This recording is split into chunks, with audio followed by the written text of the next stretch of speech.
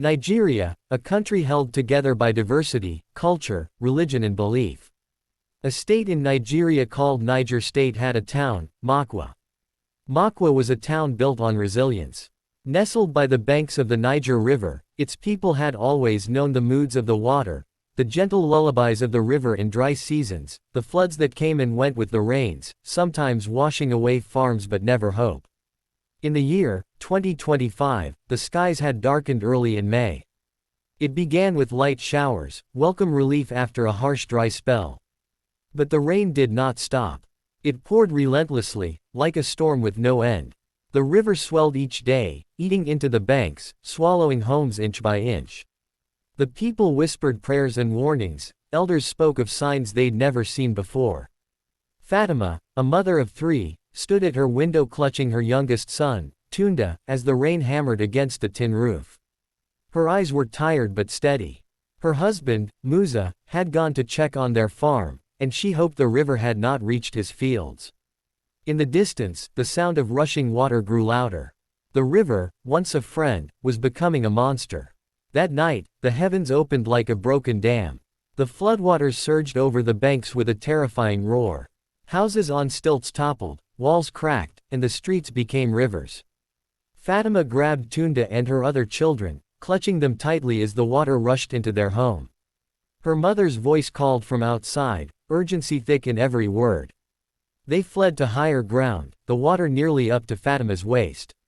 The cold bit through her clothes, but the fear was colder. Old man Baba Usman sat on the roof of his hut, clutching his walking stick. He was too frail to move but shouted prayers to the skies. Around him, others were trapped, their cries swallowed by the flood's roar. In the chaos, no one could count how many were lost. Families were torn apart, possessions washed away, futures drowned. By morning, Mokwa was a shadow of itself.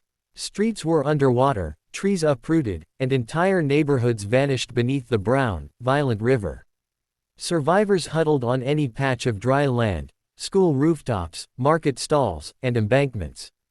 Amina, a young nurse from the local clinic, moved from group to group, offering what little comfort she could.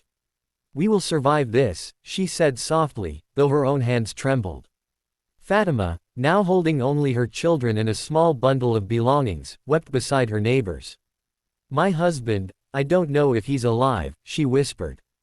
Tunda looked up at her, sensing the depth of loss but unable to understand it fully. The flood had taken homes, but it had taken more: hope, security, and dignity. People scavenged for food. Some begged for water. The local market was gone, shops destroyed, crops ruined.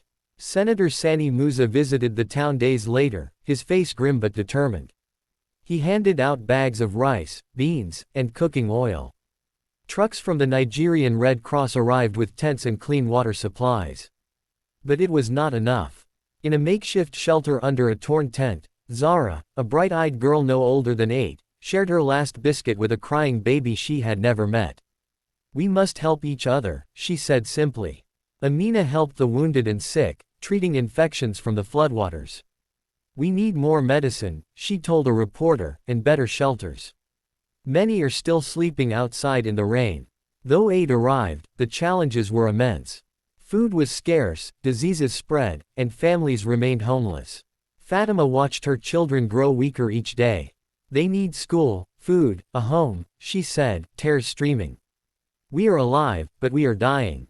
The government promised to rebuild. The president ordered the repair of destroyed bridges and roads, but for many in Mokwa, time was running out. This is Mokwa's story, a story of tragedy, courage, and survival. It is a call to the world. The floodwaters took much, but they have not taken the spirit of the people. They need our help, now more than ever. If you can, support relief efforts, share this story, and be a voice for those still trapped beneath the flood's shadow. Because in their struggle, we find our humanity.